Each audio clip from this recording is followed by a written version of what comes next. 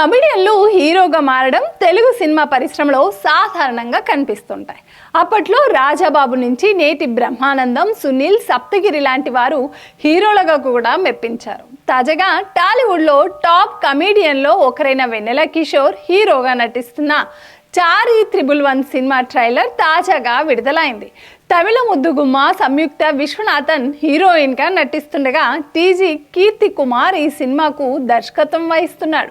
ఈ సినిమా మార్చి 1న ప్రేక్షకుల ముందుకు రానుంది. ఈ సందర్భంగా మేకర్స్ ప్రమోషన్స్ మొదలుపెట్టారు. ఇప్పటికే ఈ సినిమా నుంచి కాన్సెప్ట్ టీజర్ను విడుదల చేయగా ప్రేక్షకుల నుంచి విపరీతమైన స్పందన వచ్చింది.